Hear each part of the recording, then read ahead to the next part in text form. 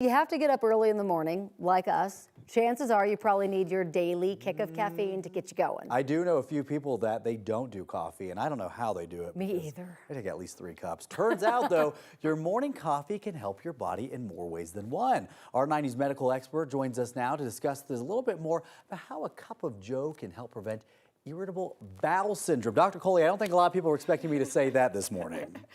Yes, irritable bowel syndrome, Jordan, so common. It's actually a little bit of an anxiety reaction in our gut. So the nerves in our gut become hypersensitized. And estimates tell us that 5 to 10% of people will have this. So very, very common. And it can come and go during the course of your life. Certainly women get it more than men can. But it's one of those conditions where nothing's actually wrong with the structure, but it's just the function or the behavior of the gut that can be really sensitive. And you can imagine it can impair our lives, our self-esteem, our social interactions, our work. Why do women get it more often than men? So we think that it has something to do with the sex hormones, the estrogen and the progesterone, because they affect the way that our gut empties. Now think about our gut, it's a muscle, right? Because it's squeezing the food along. It's got holes in it to help absorb nutrients and such. So sex hormones can influence that. Certainly foods that we eat can influence how our IBS behaves or how it flares.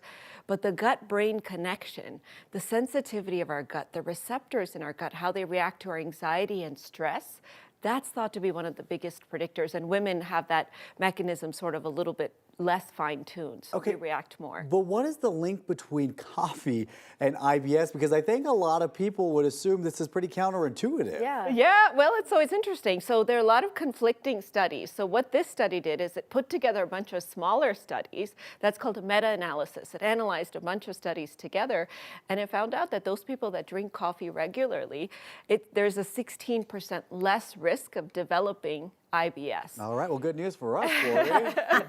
And it doesn't matter how much coffee you drink, so more or less or whatever. And the ones that have IBS, actually, some of them actually feel better when they drink more coffee. So just 1 cup a day, you're saying, is like, it doesn't matter between your 1 cup and your 3 cups. So potentially, but it's a little more complicated than that. So I want to put a little asterisk on it. So the first is that the majority of trials showed that coffee and IBS symptoms are better. But there are about 3 studies that actually showed that they get worse if you have an IBS where you have more diarrhea. Because think about what coffee does. It's a cathartic, right? Yes. It's a laxative. It helps you kind of move your bowels.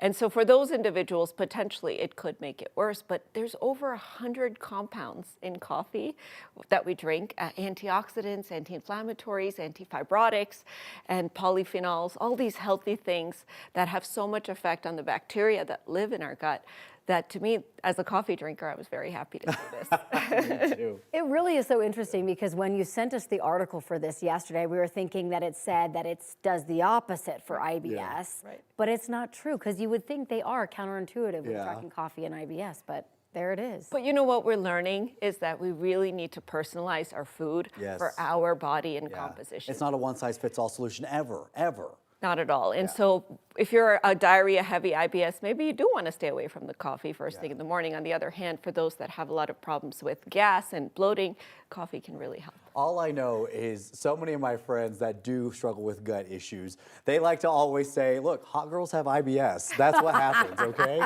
And I would like to be a hot girl too, so maybe I'll dial back the coffee. I don't know where to go from here. Okay. I'm not sure they've studied that yet, Jordan, but we can look into it. The American Medical Association is going to look into this, right, Dr. Coley? All righty, that's so funny. Thank you for coming in.